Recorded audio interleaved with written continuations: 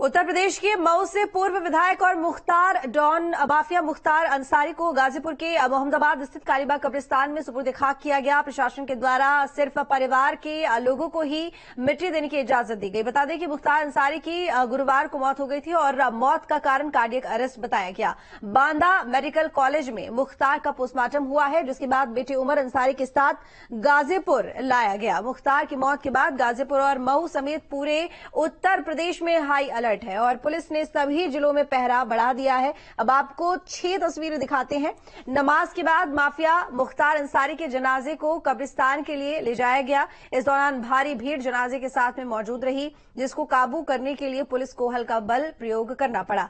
हालांकि कब्रिस्तान के अंदर जाने के लिए ज्यादा लोगों को इजाजत नहीं थी। इसी दौरान मुख्तार अंसारी के भाई अफजल अंसारी और उमर अंसारी की तस्वीरें भी सामने आई हैं।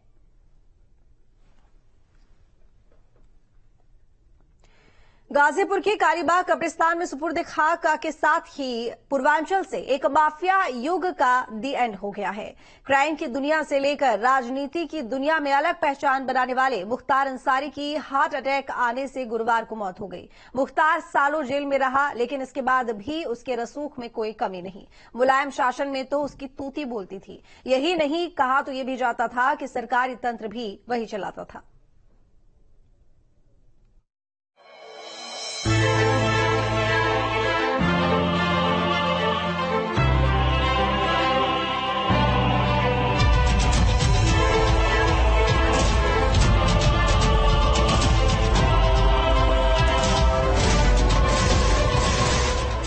जो जैसा करता है ना, भगवान के यहाँ देर है अंधेर नहीं है।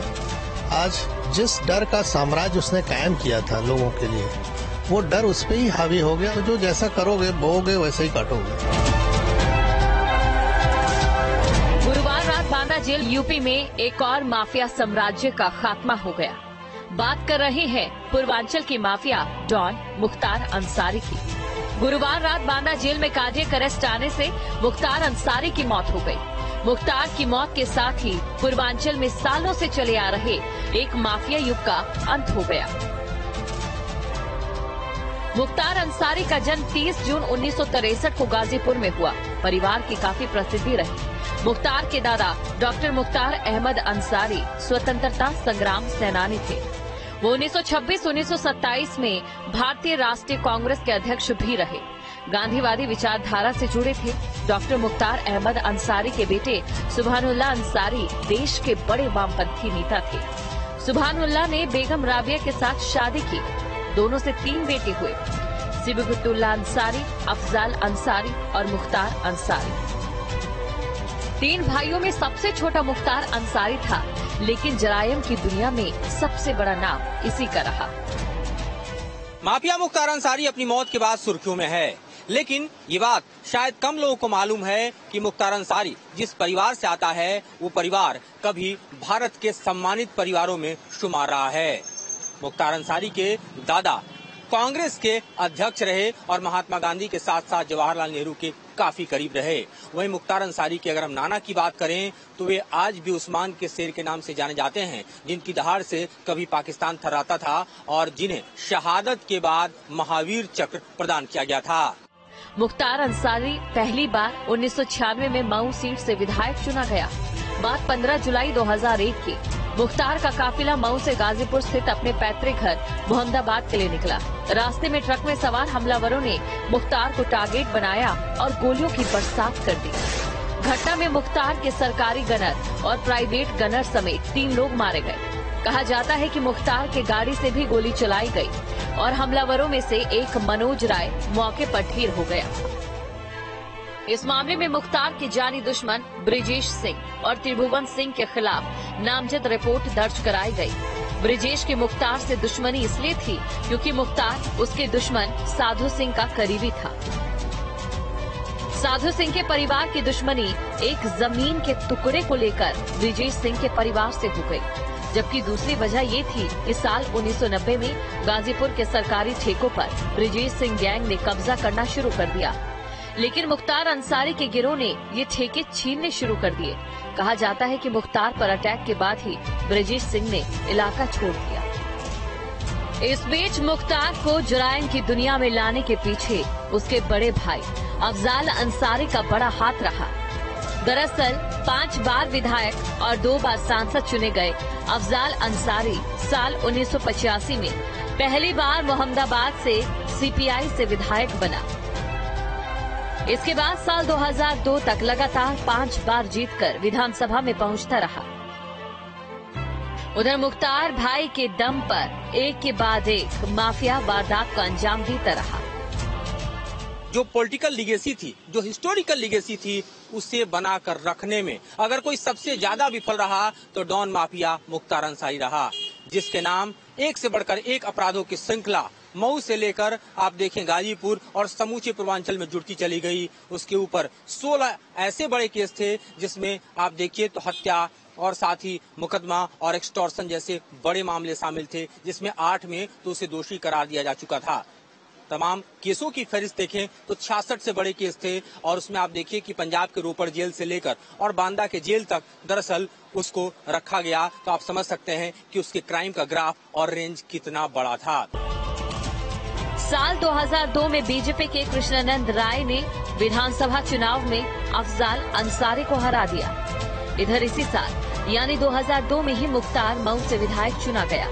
मुख्तार ने अपने भाई की हार का बदला लेने के लिए ब्रजेश सिंह और कृष्णानंद को बर्बाद करने की तमाम कोशिशें शुरू कर दी। इस बीच मऊ दंगों में मुख्तार पर शिकंजा कसा गया और उसने 25 अक्टूबर 2005 को सरेंडर कर दिया।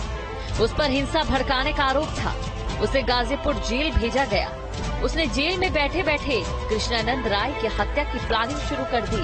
इसमें उसका साथ मुन्ना बजरंगी और उसके साथियों ने दिया। उन्हें ब्रजेश का बैकअप था।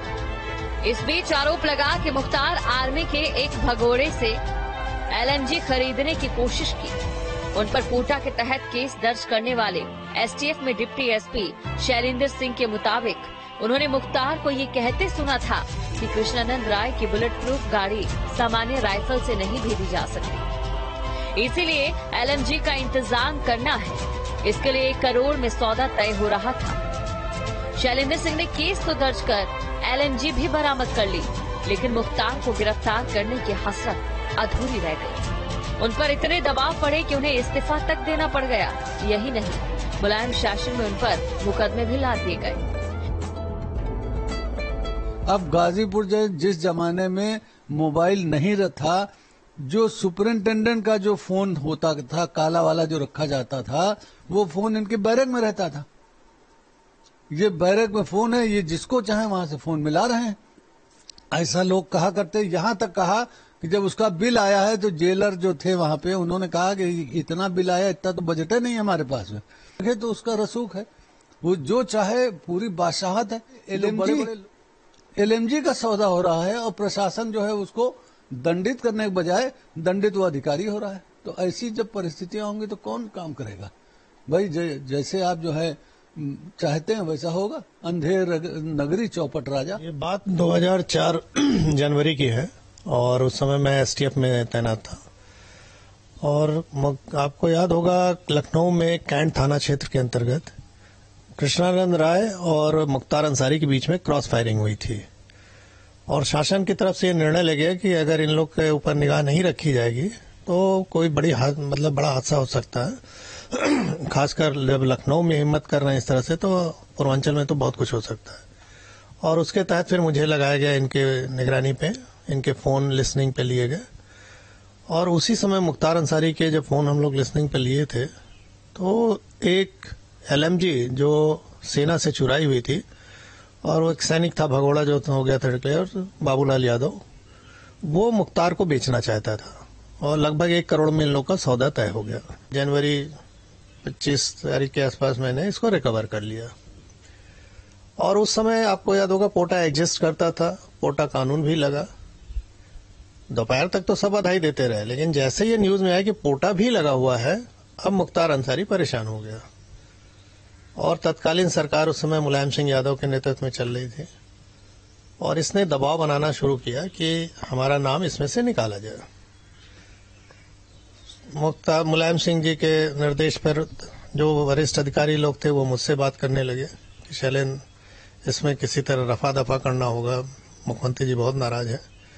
तो मैंने कहा भाई, एक पुलिस ऑफिसर के रूप में आप भी जानते हैं कि एफआईआर दर्ज हो जाने के बाद कुछ नहीं हो सकता है, और मैं वादी था उस एफआईआर का, और मैंने शुरू में उसका नाम लिखा है, लिया हुआ था। नाराजगी इतनी बढ़ गई कि रातों रात आईजी, डीआईजी बनारस के रेंज के और जोन के आईजी, डीआईजी का ट्रांसफर हुआ है, एसएसपी, एसटीएफ का ट्रांसफर हुआ, और हमारी यूनिट क्लोज करके वापस लखनऊ बुला ली गई बनारस से।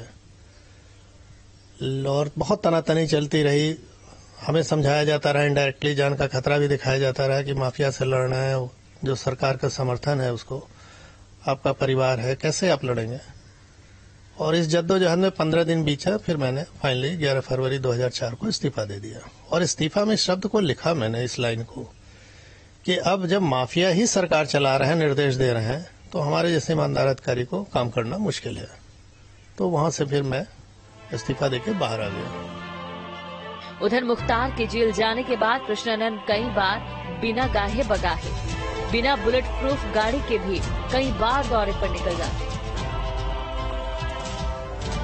29 नवंबर 2005 को उन्हें करीमुद्दीनपुर इलाके में क्रिकेट मैच का उद्घाटन करने जाना था। वे बुलेट प्रूफ गाड़ी छोड़कर सामान्य गाड़ी में ही चले गए। इसकी मुखबरी हो गई। शाम 4 बजे के आसपास जब वो अपने गांव लौट रहे थे, तभी रास्ते में उन्हें घेर लिया जाता है और AK-47 से अंधाधुंध फायरिंग की गई। करीब 400 गोलियां चलाई गई। कृष्णानंद समेत 7 लोग मारे गए।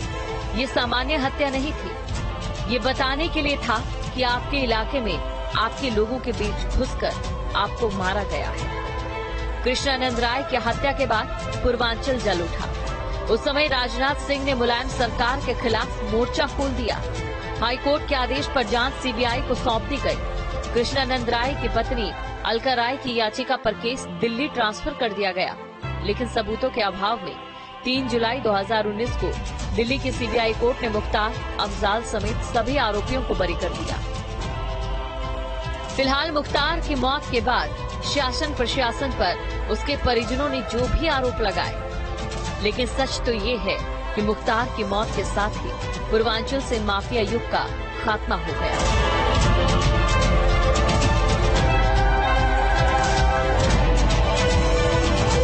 माफिया मुख्तार अंसारी की मौत के साथ ही जुर्म के एक काले अध्याय का भी अंत हो गया। जुर्म का वह अध्याय जिसकी इबारत पूर्वांचल से लिखनी शुरू हुई और जिसने पूरे उत्तर प्रदेश में अपनी बादशाहत कायम की। जुर्म का ऐसा बेताज बादशाह मुख्तार बना जो जेल से अपनी हुकूमत चलाता था, जेल में अपनी मनमर्जी चलाता और जेल से हत्याओं को अंजाम दिला देता, अपने मनमाफिक प्रदेश को अपनी उंगलियों पर नचाता। यहाँ तक कि उसने तत्कालीन विधायक को अपने गुर्गों से मौत के घाट उतरवा दिया। ऐसी वारदात जिसे लोगों ने फिल्मों में भी नहीं देखा होगा। इस वारदात को अंजाम दिलाने के बाद भी वो बड़े सलीके से कानून के पंजे से बच निकला, लेकिन उसकी किस्मत तब पलट गई जब 2017 में यूपी में योगी सरकार सत्ता में आई। लगातार उसके मामलों में सरकार पैरवी कर रही थी और लगातार मुख्तार को सजाएं हो रही थी। मुख्तार का स्वास्थ्य भी लगातार गिरता जा रहा था और वह लगातार कोर्ट में इस बात की दलील दे रहा था कि उत्तर प्रदेश की जेलें उसके लिए सुरक्षित नहीं है, उसे जेल में मारने का प्रयास किया जा रहा है। लेकिन ये बहाना बनाते बनाते जेल में ही उसकी हार्ट अटैक से मौत हो गई।